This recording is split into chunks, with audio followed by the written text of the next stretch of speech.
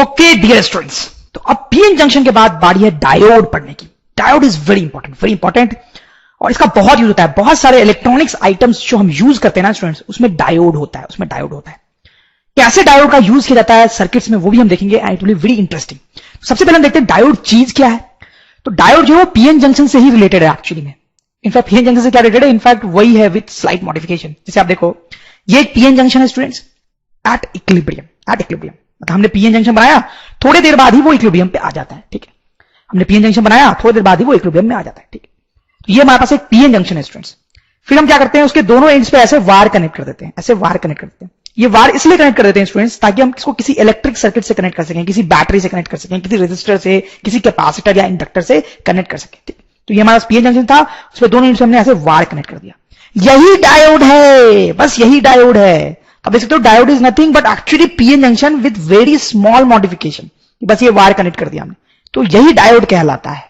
तो हम लिख सकते हैं students, diode is a PN junction width metallic wires on both sides, so that it can be connected to circuits, ताकि उसको हम डिफरेंट सर्किट्स में कनेक्ट कर सकें। ठीक है स्टूडेंट्स, अब देखो ये जो डायोड है उसके लिए ये सिंबल यूज किया जाता है। जैसे देखो, रेजिस्टर के लिए ये सिंबल यूज करते हैं, कैपेसिटर के लिए ये सिंबल यूज करते हैं, इंडक्टर के लिए ये सिंबल यूज करते हैं, बैटरी के लिए ये सिंबल यूज करते हैं। डिफरेंट चीजों के लिए हमारे डिफरेंट सिंबल है। स्विच के लिए ये सिंबल यूज करते हैं। वैसे ये जो डायोड होता है स्टूडेंट्स, उसको हम इस सिंबल से रिप्रेजेंट करते हैं। कभी भी आपको कहीं पे ये सिंबल दिखेगा तो आप समझ जाओगे कि हम डायोड की बात कर रहे हैं। उसमें भी ध्यान रखने वाली बात है कि ये जो एंड है वो P की तरफ होना चाहिए, और ये जो पॉइंटेड एंड है, उसके बाद एक लाइन भी है, ये जो पॉइंटेड एंड है वो N की तरफ होना चाहिए। That is important. अगर इसको मैं उल्टा बनाता, मतलब N साइड इधर बनाता और P साइड उधर बनाता, तो इस सिंबल को भी उल्टा करना पड़ता।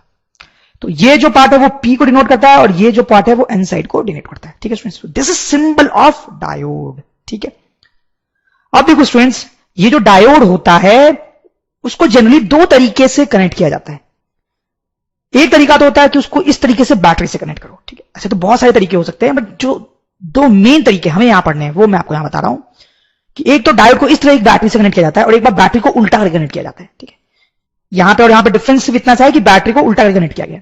तो जब ऐसे कनेक्ट करते हैं तो हम बोलते हैं कि diode is under forward bias. और जब बैटरी को ऐसे कनेक्ट करते हैं तो लिखते हैं diode is under reverse bias. ऐसा क्यों बोलते हैं अभी आपको समझ में आ जाएगा, और इन दोनों में और क्या डीप डिफरेंसेस हैं वो भी हम अभी देखने वाले हैं। तो सबसे पहले हम स्टूडेंट्स देखते हैं कि डायोड अंडर फॉरवर्ड बायस, मतलब जब इस तरीके से कनेक्शन करते हैं बैटरी का तो क्या क्या होता है, क्या क्या नहीं होता है, सब कुछ आपको क्लियर हो जाएगा। अभी आपके दिमाग में बहुत सारे क्वेश्चन होंगे, आई नो। तो स्टूडेंट्स हम देखते हैं diode under forward bias detail में। तो स्टूडेंट्स देखो, पहले तो मैंने यहां पे पीएन जंक्शन बनाया है इक्विलिब्रियम पे, तो बीच में यहां पे डिप्लीशन रीजन होना चाहिए था। ठीक है, लेकिन देखो मैंने उसमें चार्ज नहीं बनाया है अभी। डिप्लीशन रीजन में कहीं पे पॉजिटिव चार्ज होता है, कहीं पे नेगेटिव होता है, आपको बताना है। वो स्टूडेंट्स बहुत गलती करते हैं यहां पे, जहां पे पॉजिटिव बनाना होता है वहां नेगेटिव बना देते हैं। आप बताओ कहां पे पॉजिटिव कहां पे नेगेटिव होना चाहिए। देखो बहुत आसान होता है सोचना, मैं आपको बताता हूं, हमेशा आपको याद रहेगा। आप सोचो कि शुरू में डिफ्यूजन कैसे स्टार्ट हुआ होगा। ये होल्स जो हैं वो इधर गए होंगे और ये जो इलेक्ट्रॉन्स है वो इधर आए होंगे। तो जब ये पॉजिटिव होल्स इधर आए होंगे स्टूडेंट्स, तो यहां पे क्या आ जाएगा, पॉजिटिव चार्ज आ जाएगा। और जब ये नेगेटिव इलेक्ट्रॉन्स इधर गए होंगे तो यहां पे नेगेटिव चार्ज आ जाएगा। तो इस तरह से बड़े आसानी से आप सोच सकते हो कि डिप्लीशन रीजन पे कहां पॉजिटिव चार्ज है और कहां पे नेगेटिव चार्ज। इसमें कोई गलती नहीं करनी है आपको स्टूडेंट्स। अब देखो स्टूडेंट्स, यहां पे पॉजिटिव और यहां पे नेगेटिव चार्ज, तो जैसा हमने देखा यहां पे इस तरीके से एक इलेक्ट्रिक फील्ड क्रिएट होती है, और हमने देखा जिसके कारण यहां पे एक पोटेंशियल डिफरेंस भी आता है डिप्लीशन रीजन के क्रॉस आता है ना। और उसके लिए हम ऐसा पोटेंशियल बैरियर का एक ग्राफ भी बनाते हैं इस तरीके से। ठीक, ये हाई पोटेंशियल पे होता है और ये लो पोटेंशियल पे होता है। ठीक, जैसे फॉर एग्जांपल अगर हम सपोज कर ले स्टूडेंट्स कि ये जो पीएन जंक्शन का डायोड है वो सिलिकॉन का बना हुआ है। सिलिकॉन का इसलिए सपोज कर रहे हैं क्योंकि मैंने आपको पहले भी बताया है silicon is the most important semiconductor. तो यहां पर ये जो पोटेंशियल बैरियर होता है वो कितना होता है, पोटेंशियल डिफरेंस जो होता है 0.6 वोल्ट। तो ये जो पोटेंशियल बैरियर है दैट इज 0.6 वोल्ट। क्या मतलब होता है इस पोटेंशियल बैरियर का, पोटेंशियल बैरियर वीबी, क्या मतलब होता है पोटेंशियल बैरियर का, कि जब होल्स इधर डिफ्यूज करना चाहते हैं, तो उनको दिक्कत आती है। क्यों? क्योंकि इलेक्ट्रिक फील्ड पे उल्टे डायरेक्शन में फोर्स लगाता है, तो उनको डिफ्यूजन करने में दिक्कत आती है।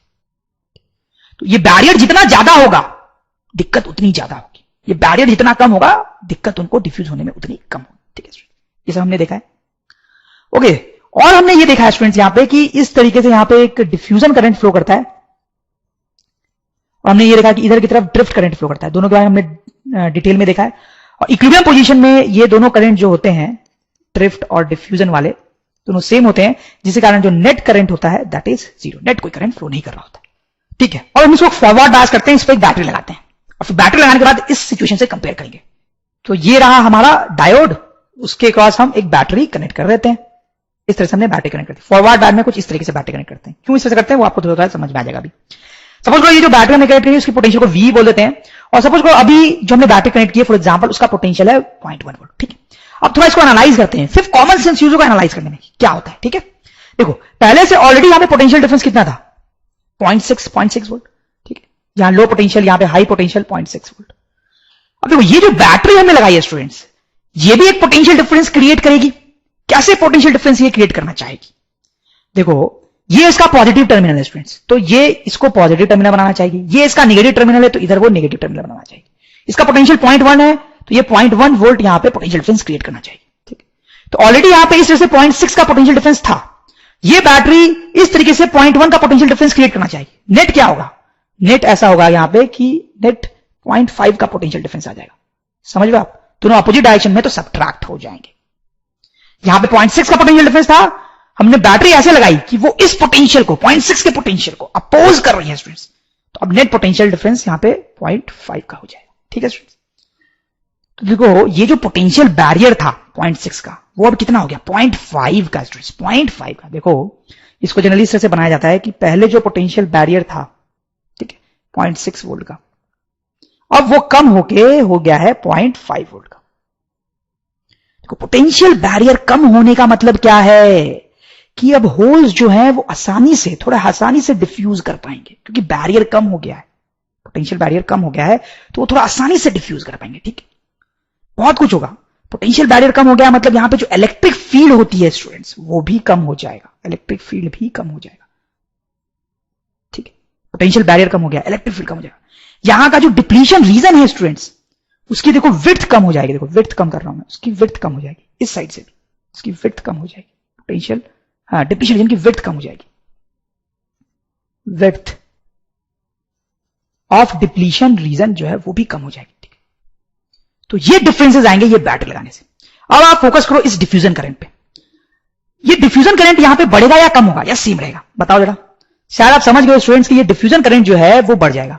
क्यों बढ़ जाएगा भाई, क्योंकि अब ये बैरियर कम हो गया ना, तो अब होल्स आसानी से इधर जा सकते हैं, थोड़ा पहले से आसानी से जा सकते हैं, तो ज्यादा होल्स जाएंगे, ज्यादा होल्स जाएंगे, तो डिफ्यूजन करंट क्या हो जाएगा स्टूडेंट, बढ़ जाएगा। डिफ्यूजन करंट हैज इंक्रीज्ड, समझ रहे हो। पहले बैरियर सिर्फ 0.6 वोल्ट का था, सॉरी पहले बैरियर 0.6 वोल्ट का था, अब कम होकर 0.5 वोल्ट का हो गया, तो आसानी से डिफ्यूजन होगा, डिफ्यूजन करंट बढ़ेगा। Now what about drift current students, इस ड्रिफ्ट करंट का क्या होगा, क्या वो भी बढ़ेगा या कम होगा? देखो नहीं, आपको याद हो रहा होगा कि ड्रिफ्ट करंट जो है स्टूडेंट्स वो इन सब चीजों पे डिपेंड नहीं करता है, वो सेम ही रहेगा। बीच की इलेक्ट्रिक फील्ड कम या ज्यादा होने से ड्रिफ्ट करंट को फर्क नहीं पड़ता है, वो उतना ही रहेगा, ठीक। अब देखो students, this is a very interesting scenario.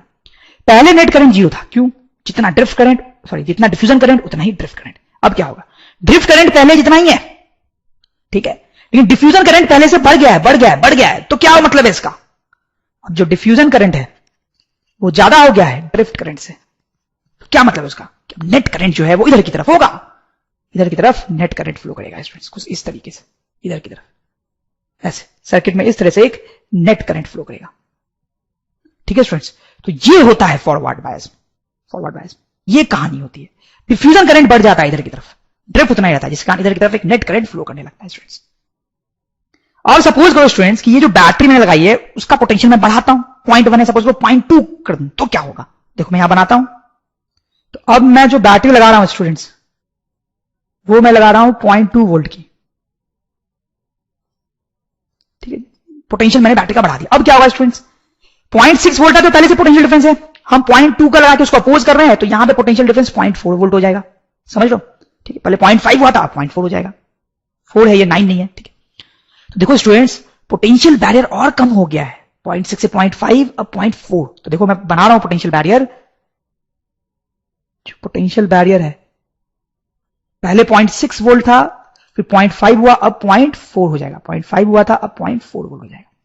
क्या मतलब इस पोटेंशियल बैरियर का और कम होने का, उसका मतलब है कि यहां की इलेक्ट्रिक फील्ड जो है स्टूडेंट्स वो और कम होगी, यहां का जो डिप्लीशन रीजन है वो और छोटा होगा, ठीक है, और छोटा हो जाएगा डिप्लीशन रीजन इस तरीके से, ठीक है। यहां पे जितना छोटा था उससे भी छोटा हो जाएगा। और अब होल्स का डिफ्यूजन आप समझ गए होंगे कि और आसान हो जाएगा स्टूडेंट्स, होल्स का डिफ्यूजन और आसान हो जाएगा, जिसके कारण ये जो डिफ्यूजन करंट है वो और भी बढ़ जाएगा, ये जो डिफ्यूजन करंट है वो और भी बढ़ जाएगा, ठीक है। लेकिन ड्रिफ्ट करंट पे कोई फर्क पड़ेगा क्या? नहीं, वो ड्रिफ्ट करंट अभी भी उतना ही रहेगा, ड्रिफ्ट करंट अभी भी सेम रहेगा, ठीक है। तो अब क्या होगा, अब इधर की तरफ जो नेट करंट है स्टूडेंट्स वो और ज्यादा हो जाएगा, ठीक है, नेट करंट जो है वो ज्यादा हो जाएगा। तो आई ड्रिफ्ट जो है वो और भी ज्यादा, सॉरी आई डिफ्यूजन और भी ज्यादा हो जाएगा आई ड्रिफ्ट से, एंड नेट करंट इधर की तरफ और ज्यादा हो जाएगा, समझ लो। और अगर हम इस पोटेंशियल को बढ़ाएंगे, सपोज 0.3 करेंगे तो क्या होगा, और ये डिफ्यूजन करंट बढ़ेगा, आप समझ रहे होंगे। तो इस तरीके से कुछ कहानी होती है। हम इसका यहां पे ग्राफ भी बना सकते हैं स्टूडेंट्स, यहां पे this is important graph, x axis पे हम प्लॉट कर रहे हैं वीई, ये जो बैटरी के पोटेंशियल हम लगा रहे हैं, और यहां पे आई नेट, ठीक है। तो शुरू में जब हमने बैटरी नहीं लगाई थी, मतलब V0 था, V0 होने का मतलब कि हमने बैटरी नहीं लगाई थी, तो यहां पे नेट करंट कितना था, 0। जैसे जैसे बैटरी का पोटेंशियल बढ़ाया जा रहा है, करंट क्या हो रहा है स्टूडेंट्स, बढ़ रहा है, ठीक है, सही। क्यों बढ़ रहा है ये भी आपको समझ में आ रहा होगा। अब देखो स्टूडेंट्स, काफी सारी चीजें तो हमने समझ ली है, बट एक और इंटरेस्टिंग सी बात यहां पे रह जाती है। देखो क्या होता है, जैसे जैसे ये बैटरी का पोटेंशियल हम बढ़ाते हैं, आप क्लियरली देख सकते हो कि कैसे नेट करंट बढ़ा, ठीक है। देखो 0.6 यहां पे एक इंपॉर्टेंट नंबर है, इसलिए भी क्योंकि इनिशियली इक्विलिब्रियम पे जो पोटेंशियल बैरियर था वो कितना था, 0.6, ठीक। तो क्या होता है स्टूडेंट्स, ये जो बैटरी हम बढ़ा रहे हैं, तो जब तक हम इसको 0.6 तक बढ़ाते हैं, 0.1, 0.2, 0.3, 0.4, 0.5, 0.6, जब तक हम इसको 0.6 तक बढ़ाते रहते हैं, 0.6 तक बढ़ाते रहते हैं, करंट थोड़ा थोड़ा बढ़ता रहता है, नेट करंट थोड़ा थोड़ा बढ़ता रहता है। किस रीजन से बढ़ता है वो हमने देख लिया, लेकिन ऐसा पाया जाता है एक्सपेरिमेंटली कि जब इसको बढ़ा रहे हैं 0.1, 0.2, बढ़ते बढ़ते 0.3, 4, 5, 6, फिर उसके बाद जब बढ़ाते हैं इस बैटरी, उसके बाद जब बढ़ाते हैं, तब ये जो नेट करंट होता है स्टूडेंट्स, ये बहुत फास्टली बढ़ने लगता है, बहुत जल्दी जल्दी बढ़ने लगता है। बैटरी जब 0 से 0.6 के बीच में बढ़ती है तो धीरे धीरे नेट करंट बढ़ता है, ठीक है, और 0.6 के बाद बहुत जल्दी बढ़ता है, ठीक है, फास्ट ग्रोथ। बाद में जो ग्रोथ है वो फास्ट होती है, और पहले जो ग्रोथ थी वो स्लो थी। तो ये बहुत फास्ट क्यों हो जाती है ग्रोथ, ये मैं आपको बताना चाहता हूं स्टूडेंट्स। देखो स्टूडेंट्स, का रीजन ये है कि जब हमने यहां पे बैटरी 0.1 वोल्ट की लगाई तो यहां का पोटेंशियल डिफरेंस कम होकर 0.5 हो गया, 0.2 की लगाई तो कम होकर 0.4 हो गया, 0.5 की लगाएंगे सपोज करो, बढ़ाते बढ़ाते हमने इसको 0.5 का कर दिया, ठीक है। तो अब यहां पे जो पोटेंशियल डिफरेंस है वो कितना होगा स्टूडेंट्स, सोचे। यहां जहां 0.1 लिखा था वहां 0.5 लिखेंगे, और ये दोनों सब्ट्रैक्ट होकर कितने हो जाएंगे, 0.1। तो यहां पे जो पोटेंशियल डिफरेंस होगा स्टूडेंट्स उस टाइम पे वो 0.1 होगा, ठीक है। तो ये पोटेंशियल बैरियर कम होगा, वो तो हम देख लिया ना कि जैसे जैसे हम ये बैटरी बढ़ा रहे हैं, पोटेंशियल बैरियर क्या हो रहा है, कम, 0.5 हुआ, 0.4 हुआ, और अब 0.1 हो गया, पोटेंशियल बैरियर कम हो रहा है, ठीक।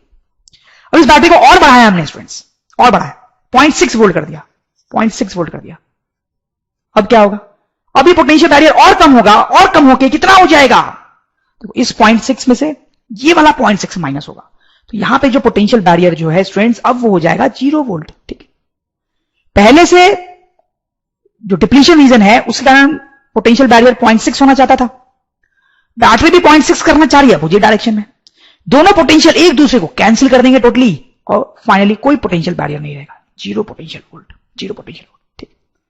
तो इस टाइम पे अब कोई पोटेंशियल डिफरेंस नहीं होगा स्टूडेंट्स, तो बीच में कोई इलेक्ट्रिक फील्ड नहीं होगी, कोई इलेक्ट्रिक फील्ड नहीं होगी, और ये डिप्लीशन रीजन भी खत्म हो गया होगा। पहले डिप्लीशन कम हुआ था, कम होते होते अब ये जो डिप्लीशन रीजन है वो पूरी तरीके से खत्म हो जाएगा, ये डिप्लीशन रीजन पूरी तरीके से समाप्त हो जाएगा, ऐसा सीन हो जाएगा, कोई डिप्लीशन रीजन नहीं है, ठीक है, कोई डिप्लीशन रीजन नहीं होगा, पोटेंशियल बैरियर 0 वोल्ट हो जाएगा, 0 वोल्ट हो जाएगा, ठीक। और सपोज आपने 0.6 से भी ज्यादा लगा दिया, 0.7 वोल्ट, 0.7 वोल्ट, अब क्या होगा, अब क्या होगा, आपने बैटरी 0.7 वोल्ट की लगा दी, अब क्या होगा स्टूडेंट, अब बड़ी इंटरेस्टिंग चीज होगी, ये डिप्लीशन रीजन के कारण यहां पोटेंशियल डिफरेंस आना चाहता था 0.6 का, बैटरी के कारण ये पॉजिटिव, ये नेगेटिव, और कितना 0.7, बैटरी के कारण आना चाहेगा 0.7, ठीक।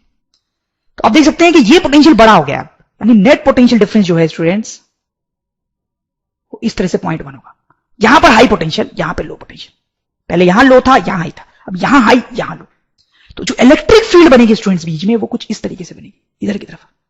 ये तो बहुत अमेजिंग कहानी हो गई, पहले इलेक्ट्रिक फील्ड इधर थी, इधर थी, कम हो रही थी, लेकिन अब तो उसने डायरेक्शन चेंज कर लिया, इलेक्ट्रिक फील्ड इधर हो जाएगी। अब आप सोचो आई डिफ्यूजन के बारे में। अब क्या होगा आई डिफ्यूजन का? होज जो इधर मूव करना चाह रहे थे, पहले जब ये इधर मूव करना चाह रहे थे तो क्या हो रहा था? इलेक्ट्रिक फील्ड को अपोज कर रहा था, रिपेल कर रहा था। लेकिन अब तो इलेक्ट्रिक फील्ड को सपोर्ट करेगा, तो आई डिफ्यूजन बहुत बढ़ जाएगा स्टूडेंट्स, बहुत बढ़ जाएगा। अब क्योंकि आई डिफ्यूजन इधर बहुत बढ़ जाएगा, इसलिए ये करंट बहुत जल्दी ग्रो कर रहा है, समझ में आई आपको बात? तो बेसिक फंडा मैं फिर से रिपीट करूं, जब हम यहां पे बैटरी 0.6 से ज्यादा की लगा देते हैं तो इलेक्ट्रिक फील्ड की डायरेक्शन ही उल्टी हो जाती है, डिप्लीशन रीजन ही खत्म हो जाता है। अब होल्स बहुत आसानी से डिफ्यूज कर जाते हैं, तो डिफ्यूजन करंट बहुत बढ़ जाता है, जिसके कारण नेट करंट जो है वो बहुत ज्यादा होने लगता है स्टूडेंट्स। तो इसको थोड़ा लिख लेते हैं। For VE greater than 0.6 volt, I net increases very fast. For VE greater than 0.6, ये रीजन है, depletion region vanishes, depletion region जो है वो वैनिश हो जाता है, and direction of electric field reverses and supports diffusion, और डिफ्यूजन को सपोर्ट करता है। So I diffusion increases a lot, so I net increases fastly. समझ लो, जो मैंने आपको बताया था वही लिखा है कि जब V ग्रेटर देन 0.6 हो जाता है तो आई नेट बहुत फास्ट बढ़ता है। क्यों? क्योंकि ऐसी सिचुएशन में डिप्लीशन रीजन जो है वो खत्म हो गया होता है, direction of electric field reverse हो गई होती है, और वो सपोर्ट करती है डिफ्यूजन को सपोर्ट करती है, जिस कारण डिफ्यूजन करंट बहुत ज्यादा हो जाता है, जिससे करंट बहुत ज्यादा बढ़ता है। तो अभी जो लास्ट में मैंने आपको पॉइंट बताया, जनरली ये बहुत हाई लेवल का पॉइंट माना जाता है, अच्छे लोगों को समझ में नहीं आता है। अगर आपको आता है तो आप जीनियस हो गए, लिटरली, ठीक है। और जनरली ये लास्ट वाला पॉइंट एग्जाम्स में जनरली नहीं पूछा जाता है, क्योंकि बहुत ही ज्यादा कॉम्प्लिकेट हो जाता है, ठीक है। फिर भी it's good to know that कि हाँ एटलीस्ट इतना तो पता होना ही चाहिए कि 0.6 के बाद ये बहुत फास्ट ग्रो करता है। क्यों करता है ये भले नहीं भी पता हो तो चलेगा, ठीक है। सिलिकॉन के लिए ये जो चीज हुई वो 0.6 पे हुई, जर्मेनियम होता तो क्या होता? जर्मेनियम के लिए वो नंबर 0.2 वोल्ट होता, आप समझ लो, यहां 0.6 नहीं 0.2 होता, उसके बाद जल्दी ग्रो करना शुरू करता, ठीक है। मैं जनरली इस चैप्टर में, इनफैक्ट सेमीकंडक्टर जब भी हम जनरली पढ़ते हैं तो सिलिकॉन की ही बात होती है, तो 0.6 आप याद रख सकते हो, ठीक है। तो स्टूडेंट्स अब टाइम है बात करने का रिवर्स बायस का, ठीक है। तो देखो स्टूडेंट्स, हमने देखा कि ये एक पीएन जंक्शन है जिसमें कोई बायस नहीं है, मतलब कोई बैटरी कनेक्ट नहीं की है। क्या होता है हमें अच्छे से पता है, सिलिकॉन है तो यहां 0.6, जर्मेनियम होता तो 0.2, ठीक है। लेकिन जनरली हम सिलिकॉन की बात कर रहे हैं। फिर हमने देखा कि उसको फॉरवर्ड बायस कैसे करते हैं स्टूडेंट्स, फॉरवर्ड बायस, ठीक है। फॉरवर्ड बायस में क्या होता है स्टूडेंट्स, कि ये जो बैटरी होती है इस तरह से कनेक्ट करते हैं, ये बैटरी का पॉजिटिव टर्मिनल है और ये नेगेटिव। तो बैटरी जो है वो इस टर्मिनल को पॉजिटिव बनाना चाहती है और इस एंड को नेगेटिव बनाना चाहती है, जबकि पहले से अलग साइन होता है, यहां नेगेटिव होता है, यहां पॉजिटिव होता है, बैटरी उसका उल्टा करना चाहती है। तो फॉरवर्ड बायस में क्या होता है, जो एग्जिस्टिंग सिचुएशन होती है उसको अपोज कर रही होती है बैटरी, ठीक है। बैटरी अपोजेस एग्जिस्टिंग सिचुएशन, वो एग्जिस्टिंग सिचुएशन को अपोज कर रही होती है, सही है ना। पोटेंशियल डिफरेंस इस तरीके से होता है, लेकिन वो उल्टे डायरेक्शन बनाना चाहती है, वो अपोज कर रही होती है, जिसके कारण डिप्लीशन रीजन का विड्थ कम हो जाता है, ठीक। जैसा हमने देखा, इलेक्ट्रिक फील्ड की वैल्यू कम हो जाती है, पोटेंशियल बैरियर कम हो जाता है। जैसे इस केस में पोटेंशियल बैरियर सिर्फ 0.4 ही रह गया, सही, सब कुछ बना ही लेते हैं। यहां पे जो पोटेंशियल बैरियर था वो 0.6 वोल्ट का था, यहां पे 0.4 हो गया, कम हो गया, हमने देखा है। अब देखो यहां रिवर्स बायस हम क्या करते हैं स्टूडेंट्स, अब देखो बैटरी पहले के अपोजिट रूप में हमने कनेक्ट किया, पहले के अपोजिट रूप में, ठीक है। ये नेगेटिव टर्मिनल बैटरी का, ये पॉजिटिव, ओके। देखो पहले से जब ये बैटरी हम कनेक्ट नहीं करते हैं तो पहले से 0.6 वोल्ट कुछ इस तरह से रहता है। अब ये बैटरी क्या करने की कोशिश कर रही है, ये नेगेटिव टर्मिनल, तो इस एंड को वो नेगेटिव बनाने की कोशिश कर रही है और इस एंड को पॉजिटिव बनाने की कोशिश कर रही है, ठीक। तो सपोज करो ये बैटरी हमने 0.2 वोल्ट की कनेक्ट की, ठीक। तो बैटरी इस एंड को नेगेटिव बनाने की कोशिश कर रही है, इस एंड को पॉजिटिव बनाने की कोशिश कर रही है, ठीक है। कितने से, 0.2 वोल्ट से। तो यहां पे देखो बैटरी सपोर्ट कर रही है जो हो रहा है उसको, यहां पे बैटरी अपोज कर रही थी, यहां पे बैटरी सपोर्ट कर रही है, that is an important thing. यहां पे बैटरी सपोर्ट्स एग्जिस्टिंग सिचुएशन, वो एग्जिस्टिंग सिचुएशन को सपोर्ट करती है, ठीक है। जैसे देखो यहां पे क्या होगा कि ऑलरेडी पोटेंशियल डिफरेंस 0.6 था, बैटरी -0.2 करना चाहती है, तो दोनों मिलके पोटेंशियल डिफरेंस जो है यहां पे 0.8 वोल्ट का हो जाएगा, या माइनस या प्लस। तो पोटेंशियल बैरियर और बढ़ जाएगा। पहले 0.6 था, इस केस में कम हुआ था, इस केस में बढ़ जाएगा स्टूडेंट्स। तो मैं बना भी देता हूं, ये 0.6 इनर पोटेंशियल बैरियर जो है बढ़ के 0.8 हो जाएगा पोटेंशियल बैरियर। यहां पे जो हुआ था उसका उल्टा होगा, क्योंकि बैटरी ने सपोर्ट किया एग्जिस्टिंग चीज को, सपोर्ट किया है, तो यहां की इलेक्ट्रिक फील्ड जो थी वो बढ़ेगी, डिप्लीशन रीजन का विड्थ बढ़ेगा, ठीक है, सब कुछ बढ़ जाएगा। जैसे देखो डिप्लीशन रीजन का विड्थ मैंने बढ़ा दिया है, इलेक्ट्रिक फील्ड भी जो है पहले से बहुत प्रोमिनेंट हो जाएगी, ज्यादा हो जाएगी, ठीक। तो ये बड़ा इंपॉर्टेंट है स्टूडेंट्स कि फॉरवर्ड बायस में सब कुछ अपोज होकर कम हो जाता है और रिवर्स बायस में सब कुछ और ज्यादा हो जाता है। अब बात करते हैं करंट की। इस करंट में, इस केस में हमें पता है, कई बार हम देख चुके हैं कि इस तरह से डिफ्यूजन करंट फ्लो करता है, इस तरीके से ड्रिफ्ट करंट फ्लो करता है, दोनों बराबर होते हैं तो नेट करंट जीरो होता है, ठीक है, नेट करंट जीरो होता है। क्विकली आई ड्रिफ्ट जो होता है यहां पे आई डिफ्यूजन के बराबर होता है, नेट करंट जीरो। इस केस में हमने देखा था क्योंकि इलेक्ट्रिक फील्ड कम हो गई थी तो डिफ्यूजन आसान हो गया था, तो डिफ्यूजन करंट जो था वो बढ़ गया था स्टूडेंट्स। लेकिन ड्रिफ्ट करंट पे इस छोटी मोटी बातों से फर्क नहीं पड़ता है, इसलिए वो सेम था। तो इसमें डिफ्यूजन करंट ज्यादा था, ठीक है, आई डिफ्यूजन जो था वो ज्यादा था कंपेयर टू आई ड्रिफ्ट, जिसके कारण नेट करंट जो है वो इस डायरेक्शन में था स्टूडेंट्स, नेट करंट, ठीक है। अब इस सिचुएशन में क्या होगा आप शायद सोच पा रहे होंगे स्टूडेंट्स। देखो आई ड्रिफ्ट को तो फिर इन छोटी मोटी बातों से कोई फर्क नहीं पड़ता, व्हाट अबाउट आई डिफ्यूजन। देखो यहां पे इलेक्ट्रिक फील्ड और ज्यादा हो गई है, और ज्यादा हो गई है। होल्स तो यहां से डिफ्यूज करते हैं ना, आई डिफ्यूजन में होल्स डिफ्यूज करते हैं और इलेक्ट्रिक फील्ड को अपोज करता है, इलेक्ट्रिक फील्ड अपोज करता है। अब इलेक्ट्रिक फील्ड का पोजीशन और ज्यादा होगा, और ज्यादा होगा, तो होल्स के लिए जाना बहुत डिफिकल्ट हो जाएगा, डिफ्यूज होना डिफिकल्ट हो जाएगा। ऐसे भी सोच सकते हैं कि बैरियर बढ़ गया है, पोटेंशियल बैरियर बढ़ गया है, तो डिफ्यूजन बहुत डिफिकल्ट हो जाएगा स्टूडेंट्स, जिसके कारण डिफ्यूजन करंट जो है वो कम हो जाएगा, डिफ्यूजन करंट कम हो जाएगा। अब सोचो आप क्या हो रहा है, पहले दोनों बराबर थे, नेट करंट जीरो, ये बढ़ा तो नेट करंट इधर, अब ये कम हुआ तो नेट करंट इधर की तरफ हो जाएगा, इस तरीके से उल्टे डायरेक्शन नेट करंट हो जाएगा, ठीक है स्टूडेंट्स। और यहां पे आई डिफ्यूजन जो है वो लेस है आई ड्रिफ्ट से, ठीक है, यहां बराबर, यहां ये साइन आप देखो, यहां उल्टा उल्टा साइन। वेरी इंपॉर्टेंटली इस केस में जो करंट फ्लो कर रहा है वो पी से एन की तरफ कर रहा है, अंदर डायोड के अंदर, डायोड के अंदर, डायोड के अंदर तो करंट ऐसे जा रहा है ना, पी से एन की तरफ, ध्यान दे, पी से एन की तरफ। इस केस में क्या हो रहा है, एन से पी की तरफ कर रहा है, तो करंट डायोड के अंदर कैसे जा रहा है, ऐसे, डायोड के अंदर ऐसे जा रहा है, एन से पी की तरफ, एन से पी की तरफ, ठीक है। तो इसमें जो डायरेक्शन थी उसकी उल्टी डायरेक्शन है यहां पे। अब देखो स्टूडेंट्स यहां पे हम करंट का ग्राफ बनाएंगे, ठीक है, ग्राफ हमने पहले भी बनाया था, फॉरवर्ड बायस के लिए ग्राफ बनाया था, पहले वो बना लेते हैं हम। देखो स्टूडेंट्स कुछ इस तरह से ग्राफ हमने बनाया था। एक्स एक्सिस हमने क्या डिनोट किया था स्टूडेंट्स, वी, बैटरी का पोटेंशियल, और यहां पे था आई नेट। तो फॉरवर्ड बायस हमने देखा था कि ग्राफ जो है करंट का कुछ ऐसे आता है, ठीक है। रिवर्स बायस में कैसे ग्राफ बनेगा, सबसे पहले तो आप देखें स्टूडेंट्स कि रिवर्स बायस में बैटरी की पोलैरिटी हमने अपोजिट की है, बैटरी की पोलैरिटी हमने अपोजिट की है, तो हम सोच सकते हैं कि बैटरी हमारी यहां पर कहीं है, यहां पर कहीं है बैटरी, ठीक है। और आप देखो करंट की डायरेक्शन जो है वो भी अपोजिट हो गई है, करंट की डायरेक्शन भी अपोजिट हुई है, तो हम बोलेंगे करंट भी निगेटिव हो गया, करंट भी निगेटिव हो गया, मतलब हमारा ग्राफ यहां बनेगा इस क्वार्टर में, थर्ड क्वार्टर में, ठीक है स्टूडेंट्स, थर्ड क्वार्टर में। देखो ग्राफ जो है वो इस तरीके का आता है, आप ध्यान देना, ठीक है। पहले तो आप देखो जब बैटरी बढ़ा रहे हो, आप ध्यान देना, पहले जब आप बैटरी बढ़ा रहे हो इधर की तरफ, बैटरी का मैग्नीट्यूड बढ़ा रहे हो, मतलब इसको बढ़ा रहे हो, ठीक है, इसको बढ़ा रहे हो, तो अब वो करंट बढ़ता है, करंट बढ़ता है। लेकिन बाद में जब फर्दर आप बैटरी को बढ़ाते हैं तो करंट कांस्टेंट ही रहता है, करंट कांस्टेंट ही रहता है। तो रिवर्स बायस का ये जो प्रॉपर्टी पहले हम इसको लिख लेते हैं, फिर समझेंगे ऐसा क्यों होता है। In reverse bias as we increases I net also increases. देखो जैसे वी का मैग्नीट्यूड बढ़ रहा है वैसे आई नेट भी क्या हो रहा है, बढ़ रहा है स्टूडेंट्स, मैग्नीट्यूड वाइज।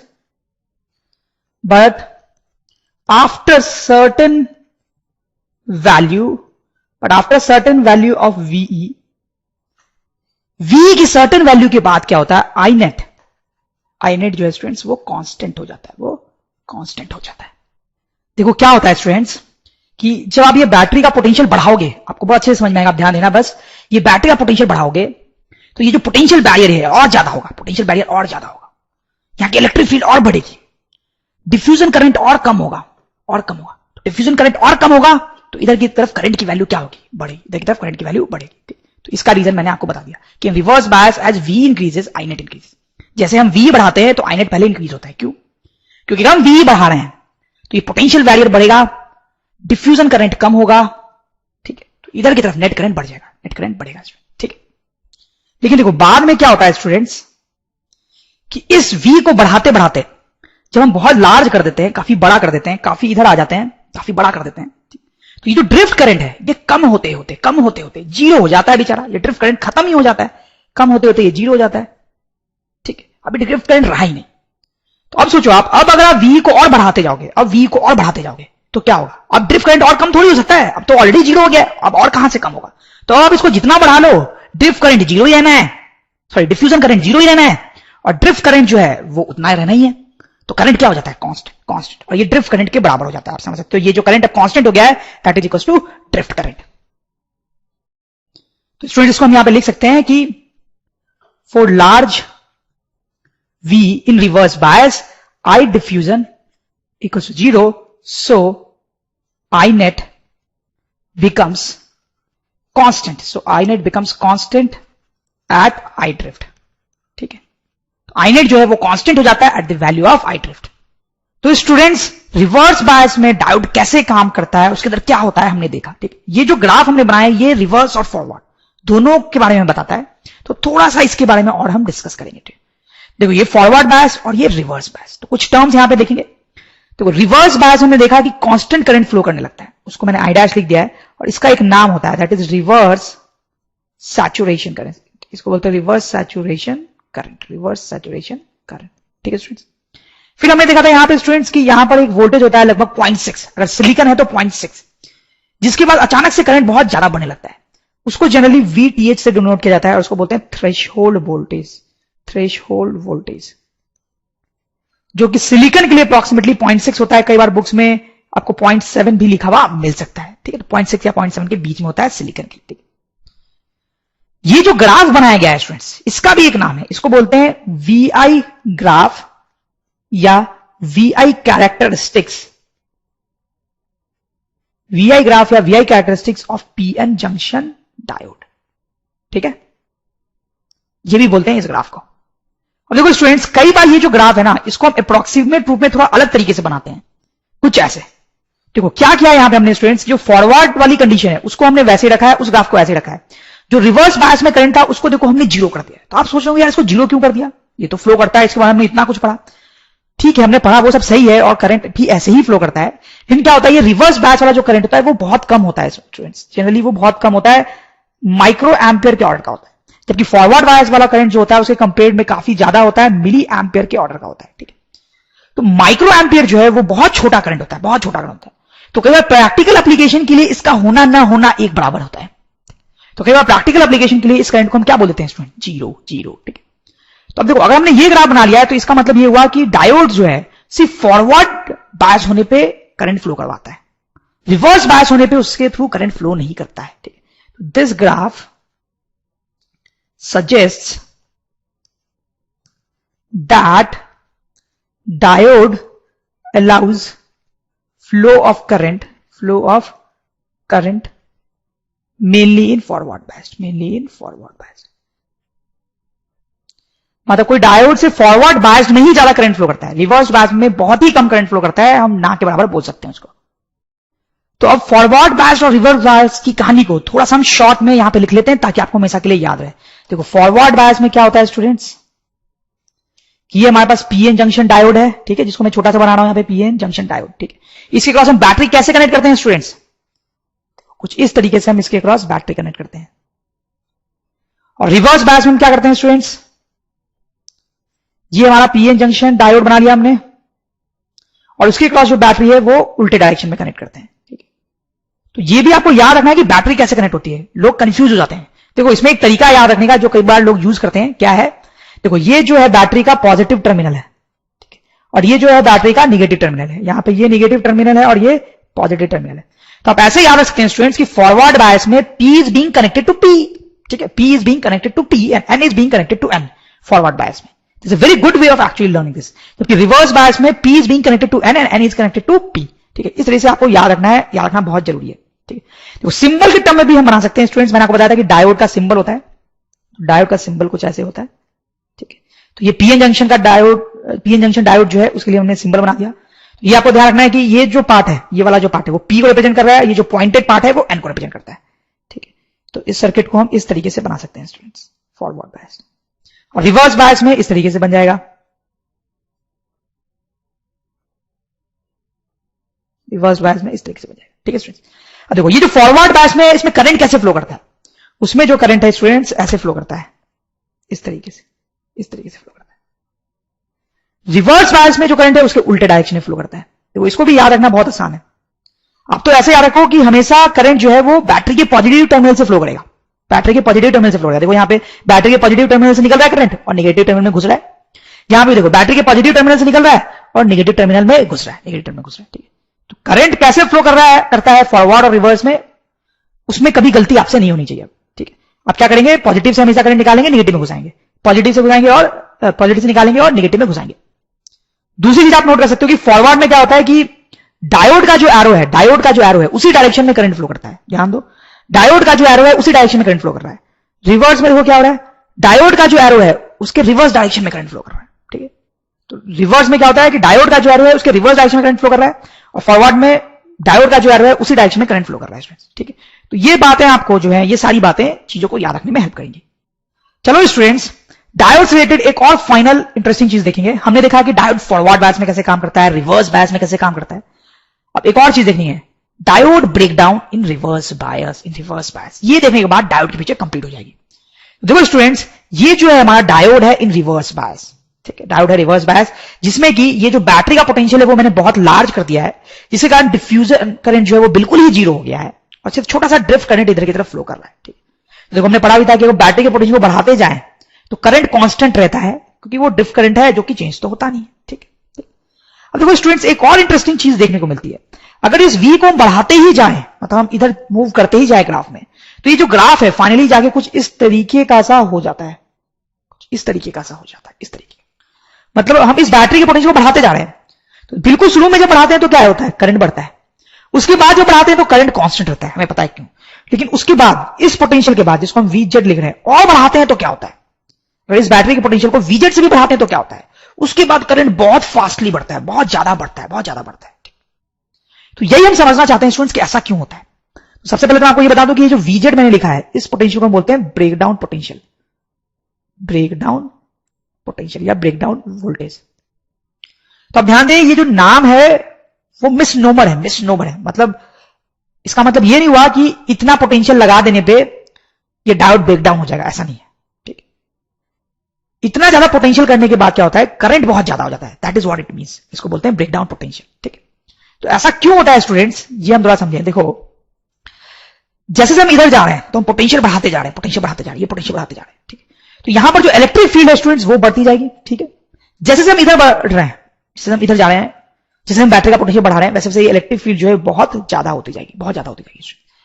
ठीक है, तो as VE increases a lot, electric field also increases a lot. ठीक है, देखो इस इलेक्ट्रिक फील्ड के बहुत ज्यादा बढ़ने से ही सब कुछ होता है। ये जो ग्राफ का पार्ट आ रहा है वो उसके कारण ही होता है। देखो क्या होगा, ये जो डिप्लीशन रीजन है स्टूडेंट्स, इसके अंदर बहुत सारे एटम्स होंगे, एटम्स तो हर जगह होते हैं, तो बहुत सारे एटम्स होंगे। जैसे मैं कोई एक एटम अगर बनाऊं तो उसका पॉजिटिव कोर होगा और उसके अराउंड ऑर्बिट्स में बाउंड इलेक्ट्रॉन्स होंगे। ठीक है, ऑर्बिट्स में बाउंड इलेक्ट्रॉन्स होंगे, ओके, जो गोल गोल गोल गोल घूम रहे होंगे। ठीक, अब ये जो इलेक्ट्रिक फील्ड है स्टूडेंट्स, वो इन इलेक्ट्रॉन्स पे फोर्स लगा रहा होगा। कैसे फोर्स लगा रहा होगा, इलेक्ट्रिक फील्ड के अपोजिट, इस तरफ वो फोर्स लगा रहा होगा। ठीक, तो अब तो जैसे जैसे हम इस पोटेंशियल को बढ़ा रहे हैं वैसे वैसे इलेक्ट्रिक फील्ड बढ़ रही है, जैसे हम पोटेंशियल बढ़ा रहे हैं वैसे वैसे इलेक्ट्रिक फील्ड बढ़ रही है। इलेक्ट्रिक फील्ड बढ़ रही है तो इलेक्ट्रॉन्स पे जो फोर्स है वो भी बढ़ेगा। तो ये जो फोर्स है जो इलेक्ट्रॉन्स को बाहर पुल कर रहा है ऑर्बिट से, वो बढ़ता जा रहा है, बढ़ता जा रहा है। जैसे हम इसको बढ़ा रहे हैं इलेक्ट्रिक फील्ड बढ़ती जा रही है, इलेक्ट्रॉन्स पे फोर्स बढ़ता जा रहा है। तो आप सोच सकते हैं कभी ना कभी ये फोर्स इतना ज्यादा हो जाएगा स्टूडेंट्स, इतना ज्यादा हो जाएगा कि इलेक्ट्रॉन को बाहर नॉकआउट कर ही देगा, इलेक्ट्रॉन को बाहर निकाल ही देगा। और फिर इलेक्ट्रॉन को बाहर निकाल देगा तो इलेक्ट्रॉन इधर की तरफ मूव करेगा। ठीक है, फोर्स के लॉन्ग। और अगर इलेक्ट्रॉन्स इधर की तरफ मूव कर रहे हैं स्टूडेंट्स, इलेक्ट्रॉन्स इधर की तरफ मूव करेंगे तो क्या होगा, मतलब यहां से इलेक्ट्रॉन निकल जाएगा, इलेक्ट्रॉन निकला ऑर्बिट से, वो इधर की तरफ मूव करेगा। और इलेक्ट्रॉन इधर की तरफ जा रहा है स्टूडेंट्स, इसका करंट जो है वो अपोजिट डायरेक्शन में जाएगा, इधर की तरफ, इधर की तरफ। अब देखो इस डायरेक्शन में ड्रिफ्ट करंट तो था ही पहले से छोटा सा, अब ये करंट भी ऐड हो गया उसमें, तो इसलिए ये जो करंट है बहुत ज्यादा हो जाता है। ये जो करंट होता है काफी ज्यादा होता है, वो इसमें ऐड हो जाता है तो काफी ज्यादा करंट फ्लो करने लगता है। और ऑब्वियसली ये इलेक्ट्रॉन बाहर निकलने वाला फिनोमेना कब स्टार्ट हो रहा है, VZ के बाद, VZ के बाद। ठीक है, इस पूरी चीज को हम लिख सकते हैं स्टूडेंट्स। तो देखो स्टूडेंट्स जल्दी से लिख लेते हैं, in reverse bias, in reverse bias when V increases a lot, when V increases a lot, electric field in depletion region also increases a lot. This knocks out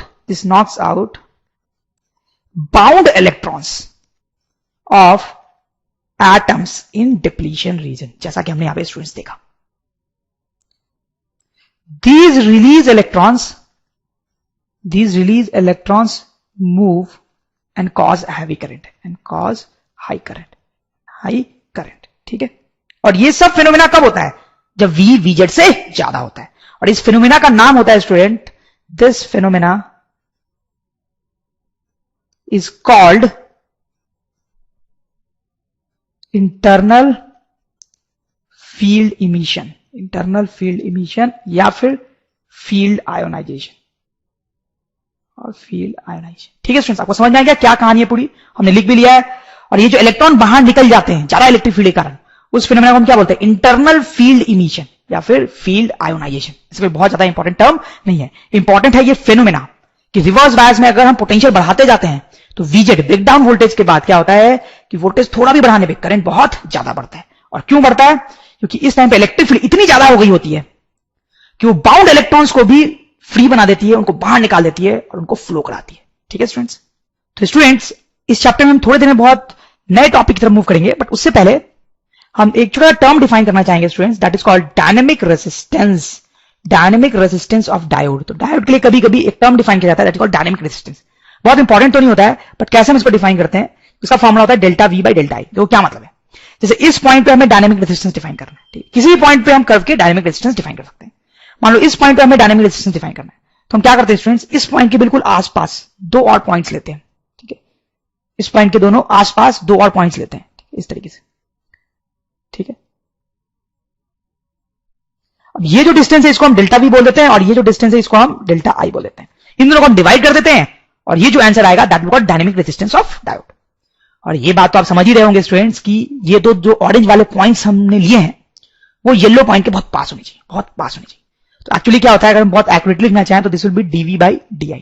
क्योंकि ये दोनों पॉइंट्स अगर बहुत पास होंगे तो ये डेल्टा V बहुत कम होगा तो dV, डेल्टा I भी बहुत कम होगा तो DI. This is dynamic resistance of diode. जैसे स्टूडेंट्स एक एग्जांपल करते हैं, find dynamic resistance of diode at A and B. देखो इसी ग्राफ में मैंने कुछ नंबर्स पुट कर दिए हैं. इस पॉइंट को मैंने A बोल दिया है और इस पॉइंट को B बोल दिया है. इन दोनों पॉइंट्स पे हमें डायनेमिक रेजिस्टेंस कैलकुलेट करना है स्टूडेंट्स. तो बहुत सिंपल है, पहले हम A पॉइंट पे कैलकुलेट करते हैं. A पॉइंट पे, तो A पॉइंट पे अगर हम डायनेमिक रेजिस्टेंस कैलकुलेट करेंगे, डायनेमिक रेजिस्टेंस, तो जैसा मैंने आपको फॉर्मुला बताया था delta V upon delta I. ठीक है, डेल्टा V, देखो डेल्टा V जो है यहां पे आप देख सकते हो साफ साफ 0.1 है. 0.1 बेसिकली 0.8 माइनस 0.1. ठीक है, सॉरी 0.7. और डेल्टा I जो है स्टूडेंट्स वो यहां पे आप क्लियर दे सकते हो, that is 20 milli minus 10 milli ampere. तो यहां से आ जाएगा students 0.1 volt divide by 10 milli ampere. This will be 0.1 divide by 10 to 10 to power minus 3. This will be 10 ohms. ठीक है, तो इस तरह से हमने डायनेमिक रेजिस्टेंस निकाल लिया A पे. अब B पे डायनेमिक रेजिस्टेंस अगर हम निकालना चाहें स्टूडेंट्स तो कैसे निकालेंगे? काम वही करेंगे, dynamic resistance that will be equal to delta V upon delta I. ठीक है, तो इसके आसपास दो पॉइंट्स लेंगे स्टूडेंट्स हम, सपोज वो एक यहां लिया एक यहां लिया. ठीक है, देखो स्टूडेंट्स ये जो है वो तो हमारा क्या हो जाएगा, this will be our delta V. लेकिन यहाँ पे डेल्टा I क्या है? डेल्टा I दोनों पॉइंट पे करंट जो है स्टूडेंट्स वो तो आप देखो सेम है. तो यहाँ पे जो डेल्टा I है वो तो जीरो हो गया ना. ये पॉइंट और ये पॉइंट दोनों पॉइंट जो हमने लिए ऑरेंज वाले दोनों पे करंट सेम है, तो डेल्टा I क्या हो गया? जीरो. तो ये जो डेल्टा I हम जीरो रखेंगे तो डायनेमिक रेजिस्टेंस कितना आ जाएगा? इनफाइनाइट. ठीक है, तो B पे हम डायनेमिक रेजिस्टेंस इनफाइनाइट लिखेंगे स्टूडेंट्स. ठीक है, okay students, now we move to the next part of this chapter that can be called diode as rectifier. तो अभी तक हम ये समझ चुके हैं स्टूडेंट्स कि डायोड कैसे काम करता है, कैसे वो फॉरवर्ड बायस में काम करता है, कैसे वो रिवर्स बायस में काम करता है और कैसे रिवर्स बायस में एक ब्रेकडाउन का भी फंडा होता है. लेकिन अब हम देखेंगे स्टूडेंट्स की डायोड का क्या यूज है. मैंने आपको बताया था कि डायोड्स बहुत सारे इलेक्ट्रॉनिक्स आइटम्स में यूज होते हैं. तो एक इंपॉर्टेंट यूज जो है डायोड का that is diode as rectifier. तो चलो देखते हैं स्टूडेंट्स ये क्या यूज है. ओके स्टूडेंट्स, देखो हमने पहले पढ़ा है कि एसी सोर्स क्या होता है और डीसी सोर्स क्या होता है. एसी सोर्स में जो वोल्टेज होता है ऐसे फ्लक्चुएटिंग होता है, पल्सेटिंग होता है. लेकिन डीसी सोर्स में जो वोल्टेज होता है स्टूडेंट्स वो क्या होता है? कांस्टेंट होता है. ठीक है, अच्छा देखो मैं एसी सोर्स का आपको एक एग्जांपल देता हूं. हमारे घरों में जो स्विच वगैरह लगा होता है, इससे जो वोल्टेज आता है वो एसी वोल्टेज होता है, एसी सोर्स है ये। ठीक, ये जो बैटरी वगैरह हम यूज करते हैं स्टूडेंट्स, उससे हमें कांस्टेंट वोल्टेज मिलता है, मतलब ये डीसी सोर्स है। ठीक, अब देखो कुछ ऐसी चीजें होते हैं, कुछ ऐसी इलेक्ट्रॉनिक्स आइटम्स होती हैं जो डीसी वोल्टेज पे ही चलती हैं, और कुछ ऐसी होती हैं जो एसी वोल्टेज पे ही चलती हैं। जैसे मैं आपको एग्जांपल दूं स्टूडेंट्स, कि घर में चलने वाले ये जो अप्लायंसेज होते हैं, refrigerator, washing machine, AC, TV, उन सबका प्लग इस सॉकेट में लगाते हैं हम, लगाते हैं ना? क्यों? क्योंकि इन सबको एसी सोर्स की जरूरत होती है, तो इससे एसी वोल्टेज निकलता है और ये सब चलते हैं। लेकिन वॉकमैन, टॉर्च, इन सब में इस तरह की बैटरी लगाते हैं स्टूडेंट्स, क्योंकि इनको डीसी वोल्टेज की जरूरत होती है, डीसी वोल्टेज की। मोबाइल में भी बैटरी होती है, ऐसी बैटरी नहीं होती है, जनरली फ्लैट टाइप की, चिपटी टाइप की बैटरी होती है, बट वो बैटरी भी डीसी सोर्स ही है। तो ये सारे डीसी सोर्स पे चलते हैं, तो इनमें हम बैटरी लगाते हैं स्टूडेंट्स। ठीक है, तो कुछ ऐसी चीजें होती हैं जो एसी सोर्स पे काम करती हैं, कुछ ऐसी चीजें होती हैं जो डीसी सोर्स पे काम होती है। और फॉर एग्जाम्पल आप सोचो, ऐसा सिचुएशन है कि हमें इन चीजों को एसी सोर्स पे चलाना है। ठीक, ऐसा पॉसिबल होता है कि इन चीजों को हम एसी सोर्स पे चला सकें। कैसे चलाते हैं? देखो स्टूडेंट्स, एक डिवाइस होता है हमारे पास, अडेप्टर। वो क्या करता है, वो इस एसी सोर्स को लेता है। अडेप्टर एक डिवाइस होता है जिसमें हम एसी सोर्स देते हैं, तो वो हमें डीसी सोर्स देता है। हम उसको एसी सोर्स देते हैं तो वो हमें डीसी सोर्स देता है। उस डीसी सोर्स को फिर हम मोबाइल को, वॉकमैन को या फिर टॉर्च को फीड कर सकते हैं। ठीक है, तो अगर एसी सोर्स पे हमें इनको चलाना है तो हमें एक अडेप्टर चाहिए। जैसे स्टूडेंट्स आपने देखा होगा, मोबाइल का जो चार्जर होता है उसमें ये बड़ा सा होता है। ये इतना बड़ा क्यों होता है? एक्चुअली इसके अंदर अडेप्टर होता है। ठीक, इसको आप इस सॉकेट से कनेक्ट करते हो तो इसमें एसी आता है, फिर इसके इस एंड से डीसी वोल्टेज निकलता है, और वो डीसी वोल्टेज जो है वो स्टूडेंट्स हम मोबाइल को फीड करते हैं तो वो चलता है। ठीक, तो ये जो अडेप्टर होता है ना स्टूडेंट्स, इसी के अंदर रेक्टिफायर होता है, रेक्टिफायर, और रेक्टिफायर डायोड से बनता है। तो देखते हैं स्टूडेंट्स कैसे बनता है। तो स्टूडेंट्स, हाफ वेव रेक्टिफायर, देखो ये जो रेक्टिफायर नाम की चीज होती है वो दो तरीके की होती है, इसलिए मैंने लिखा है यहां पे टाइप 1। टाइप 1 पढ़ने के बाद हम दूसरा टाइप भी पढ़ेंगे, और इसको बोलते हैं टाइप 1 का जो रेक्टिफायर होता है इसको बोलते हैं हाफ वेव रेक्टिफायर। लेकिन इससे पहले कि हम स्टूडेंट्स रेक्टिफायर पे जाएं, ये जो डायोड का ग्राफ होता है इसके बारे में थोड़ी सी बात कर लेनी ठीक है। देखो आप देखेंगे, रेक्टिफायर में जब डायोड यूज होता है स्टूडेंट्स, रेक्टिफायर में जब डायोड का हम यूज करते हैं तो कभी वो डायोड फॉरवर्ड बायस में होता है और कभी वो रिवर्स बायस में होता है। ठीक, तो फॉरवर्ड बायस में जब वो होगा तो काफी करंट फ्लो कर सकता है, और जब रिवर्स बायस में होता है स्टूडेंट्स, तो देखो हम क्या एज्यूम करेंगे यहां पे, कि जब रिवर्स बायस में है तो हम एज्यूम करेंगे कि करंट जो है वो डायोड से जीरो होगा। हमने देखा भी था, रिवर्स बायस में करंट इतना कम होता है कि प्रैक्टिकल एप्लीकेशन के लिए उसको जीरो ही लिया जाता है। तो हम कुछ इस तरीके का ग्राफ सोचेंगे। ठीक, रिवर्स बायस में हम सोचेंगे कि करंट फ्लो नहीं करता है। तो हमारा पहला एजम्पशन होगा रेक्टिफायर पढ़ते टाइम कि जीरो करंट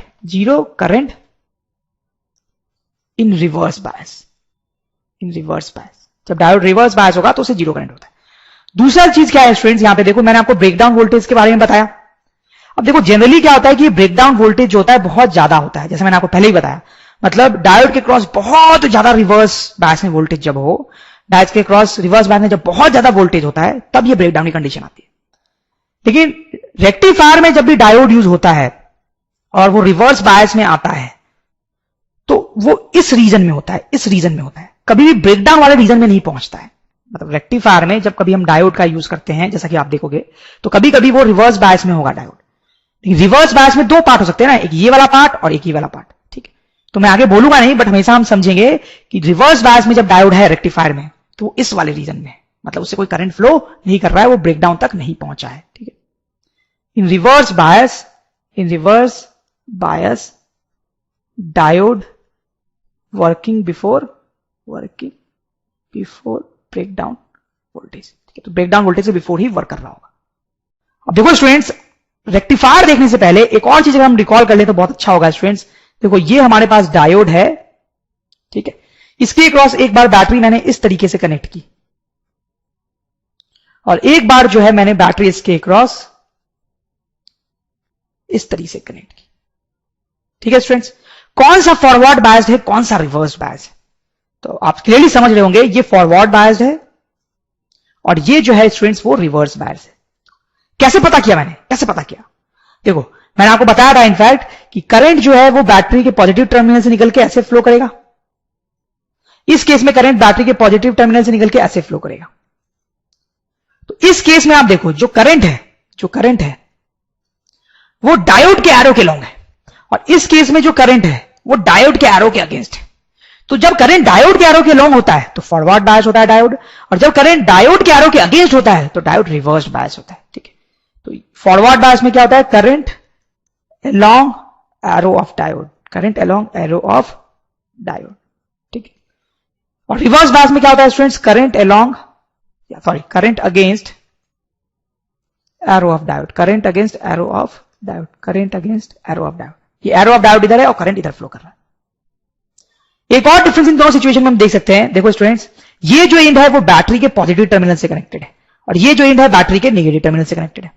इस केस में ये जो एंड है बैटरी के नेगेटिव एंड से कनेक्टेड है और ये जो है बैटरी के पॉजिटिव एंड से। ठीक, तो देखो फिर से पॉजिटिव फॉरवर्ड बायस में स्टूडेंट्स ये वाला जो एंड होता है वो हाई पोटेंशियल पे होता है, रिवर्स बायस में ये वाला एंड लो पोटेंशियल पे होता है। ठीक है, आप समझ रहे हो, तो ये भी चीज आप याद रख सकते हो कि फॉरवर्ड बायस में कौन हाई पोटेंशियल पे है और रिवर्स बायस में कौन सा एंड हाई पोटेंशियल पे। ठीक है, तो students now comes the main thing after a lot of इंतजार। ये जो सर्किट आपको दिख रहा है इसको हम बोलते हैं हाफ वेव रेक्टिफायर। देखने में थोड़ा सा खतरनाक सा लग सकता है, बट आप डरे नहीं, मैं हूं ना, मैं समझा दूंगा आपको। ठीक है, देखो सबसे पहले आप यहां पे देखें, ये तो सिंबल से ही आप समझ रहे होंगे क्या है। This is an AC source, this is an AC source, इसको इनपुट भी बोलते हैं। फिर ये जो है वो एक ट्रांसफार्मर से कनेक्टेड है स्टूडेंट, ट्रांसफार्मर से।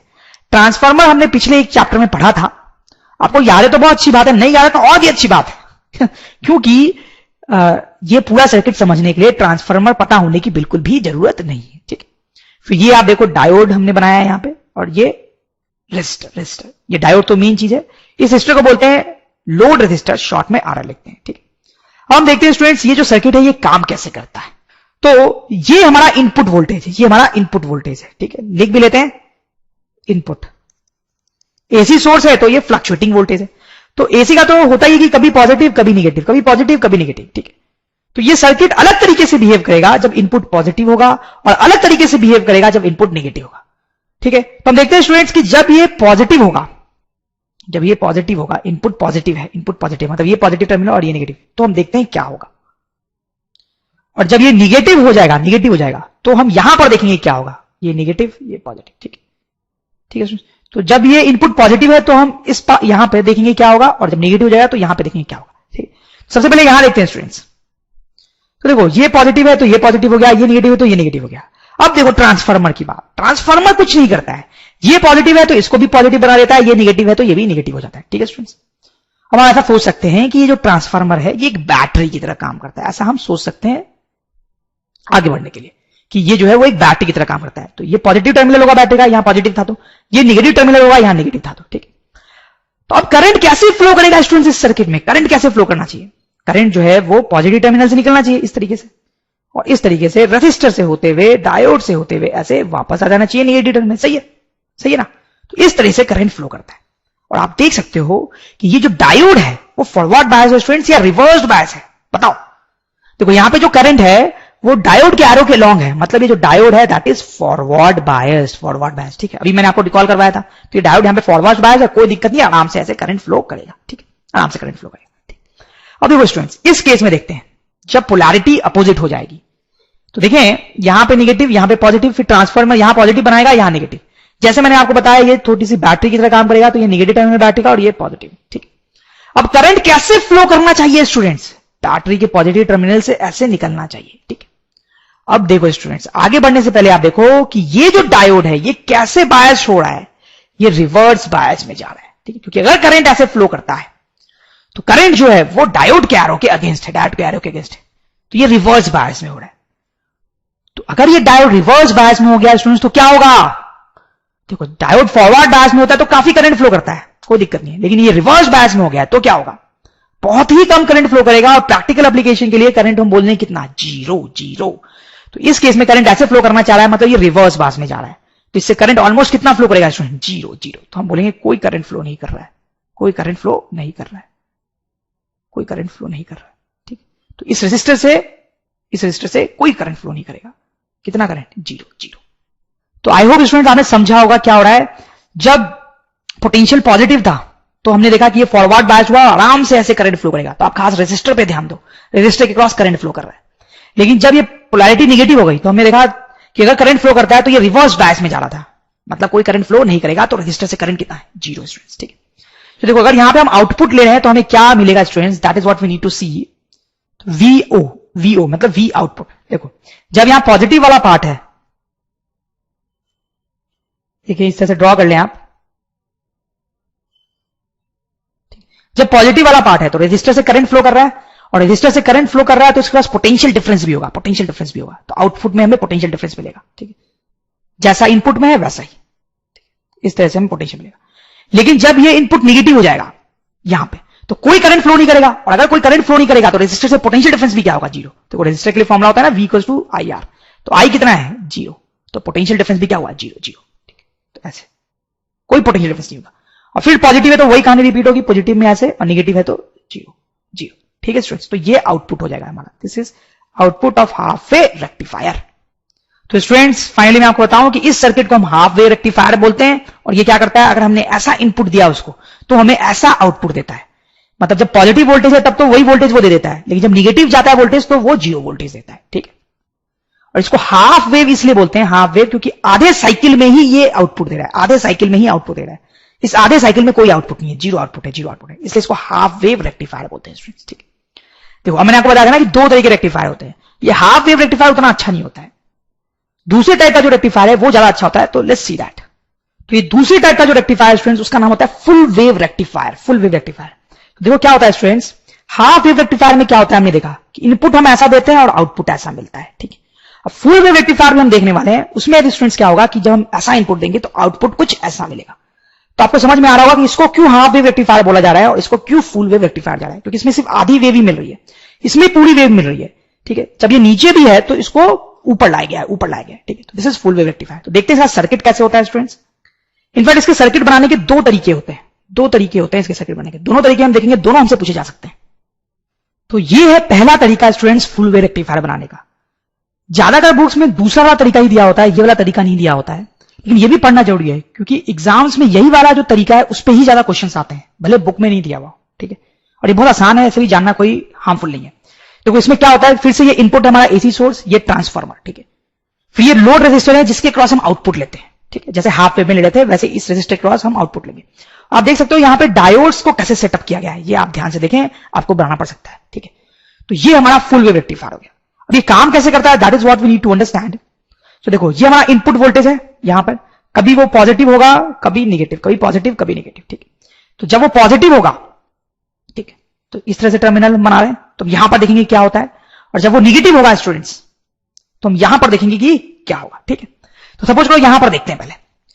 ठीक है, ये पोलैरिटी है, तो यहां भी पॉजिटिव आएगा, यहां निगेटिव आएगा, आप समझ गए होंगे, यहां भी पॉजिटिव आएगा, यहां निगेटिव आएगा। ठीक है, ये बैटरी की तरह काम करेगा, तो यहां पॉजिटिव टर्मिनल और यहां निगेटिव टर्मिनल। ठीक है, करंट कैसे फ्लो करना चाहेगा, बैटरी के पॉजिटिव टर्मिनल से करंट निकलना चाहेगा। ठीक है, बैटरी के पॉजिटिव टर्मिनल से इस तरह से करंट निकलना चाहेगा। ठीक है, इधर आएगा करंट। अब देखो स्टूडेंट्स, अभी जब करंट नीचे आएगा, आप ध्यान दें, तो इसके पास दो रास्ते हैं, एक तो इधर से इस डायोड से होके जाना और एक इस डायोड से होके जाना।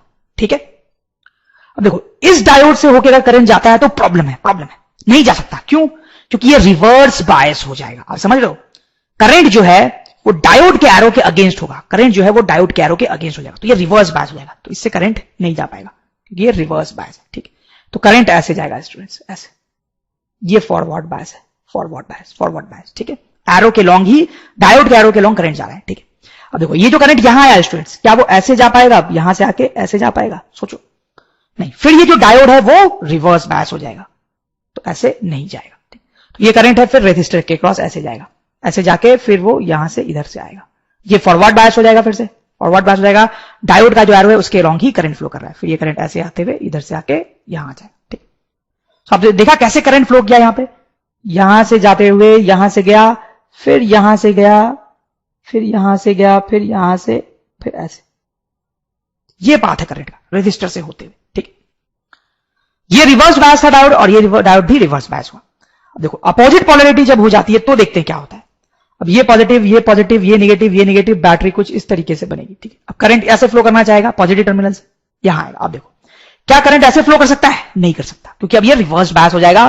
क्यों हो जाएगा, कई बार हम बात कर चुके हैं, ये रिवर्स बायस। ठीक, तो करंट जाएगा ऐसे, ठीक, और ये हो जाएगा, करंट जाएगा ऐसे और ये हो जाएगा फॉरवर्ड बायस। ठीक है, अब ये करंट यहां पहुंचा, तो क्या ये करंट अब ऐसे जा सकता है, नहीं स्टूडेंट्स, ये जो डायोड है वो रिवर्स बायस हो जाएगा, इससे करंट नहीं जाएगा। ठीक, तो करंट फिर यही रास्ता बचा रेजिस्टर से होके जाने का, तो ये रेजिस्टर से होके ऐसे जाएगा। फिर यहां जब पहुंच गया वो, तो फिर वो इस डायोड से ऐसे जाएगा, और जब ऐसे जाएगा तो ये फॉरवर्ड बायस हो जाएगा, तो आराम से करंट इससे जा सकता है, और फिर ये ऊपर आके ऐसे वापस, ठीक है, इस तरीके से, ठीक है। तो आप देख सकते हो कि इस केस में ये दोनों डायोड्स यूज हुए थे, ये दोनों फॉरवर्ड बायस थे, इस केस में ये दोनों फॉरवर्ड बायस हुए हैं और ये दोनों यूज हुए हैं, ठीक है, ठीक है। दोनों केस में करंट फ्लो कर रहा है, जबकि हाफ वेव रेक्टिफायर में दोनों केस में करंट फ्लो नहीं कर पा रहा था। इसमें पहले इन दोनों डायोड्स के थ्रू करंट फ्लो कर रहा है, और फिर बाद में इन दोनों डायोड्स के थ्रू करंट फ्लो कर रहा है, हमेशा करंट फ्लो कर रहा है।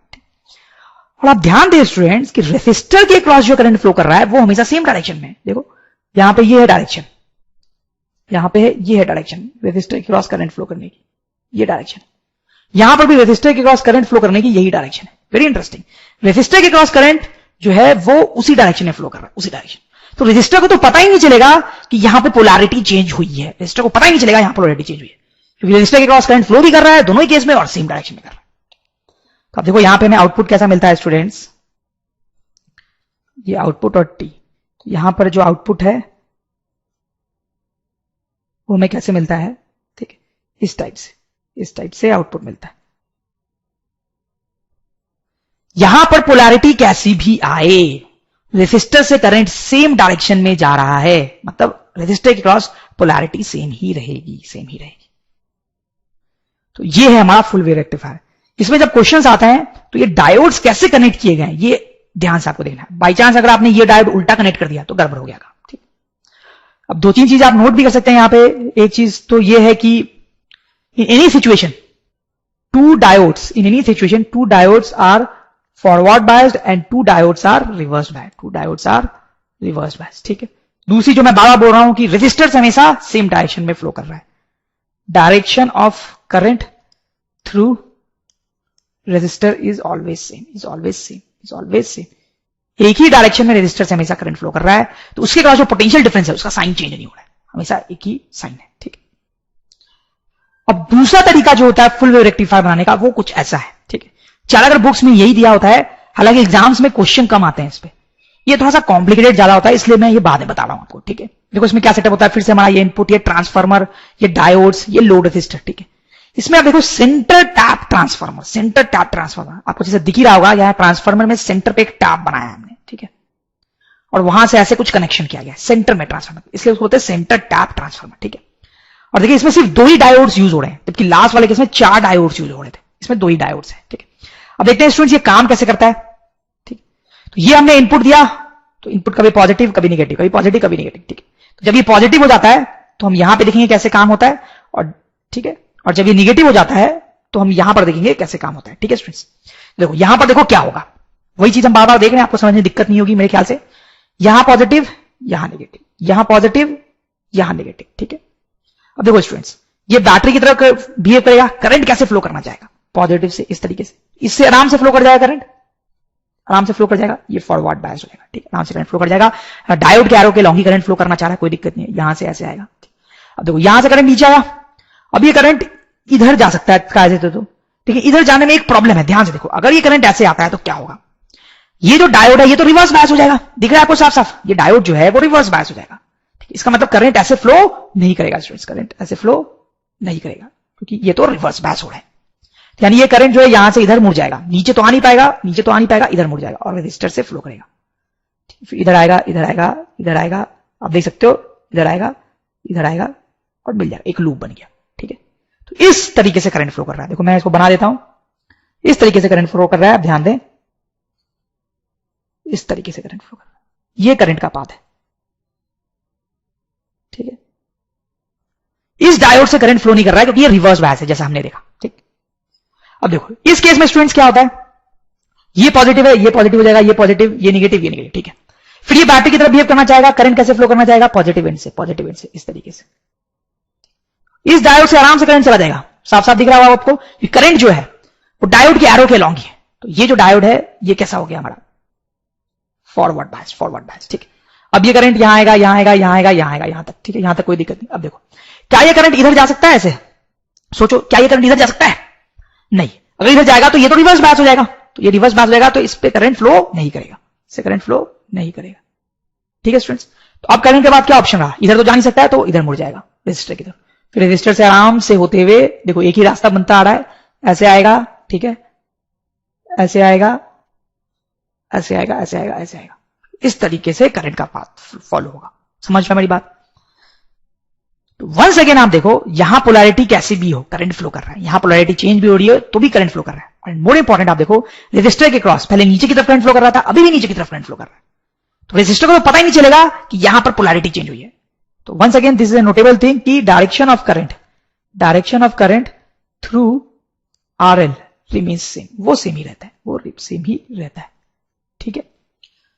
दूसरी चीज ये इंपॉर्टेंट है कि एक जो डायोड है वो फॉरवर्ड में रह रहा है और दूसरा रिवर्स में। यहां पे ये फॉरवर्ड में, ये रिवर्स में। ठीक है। One of the diodes remain forward biased and other reversed, और दूसरा रिवर्स्ड बायस्ड रहता है। ठीक है स्टूडेंट्स। अब यहां पे हमें इस रेजिस्टर के क्रॉस आउटपुट कैसा मिलेगा? आई एम श्योर कि आप समझ ही गए होंगे, उसमें तो कोई खास बात है ही नहीं। आउटपुट जो है स्टूडेंट्स वो ऐसा मिलेगा, लाइक दिस। ठीक है। क्योंकि रेजिस्टर के क्रॉस तो करंट हमेशा सेम ही डायरेक्शन में, तो उसके क्रॉस पोटेंशियल डिफरेंस हमेशा सेम साइन के साथ होगा। ये पॉजिटिव एंड होगा, ये नेगेटिव, ये हमेशा पॉजिटिव एंड और ये नेगेटिव। ठीक है। पॉजिटिव से नेगेटिव करंट। ठीक है। ऐसा हमें आउटपुट मिलेगा। Once again full wave rectifier.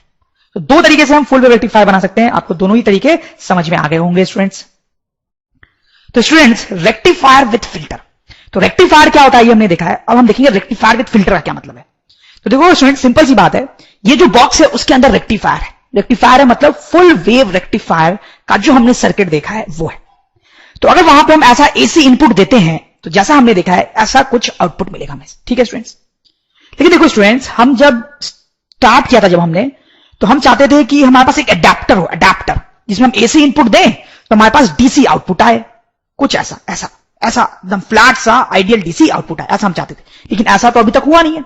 हमने एसी इनपुट दिया तो वो पॉजिटिव नेगेटिव दोनों में जाता था।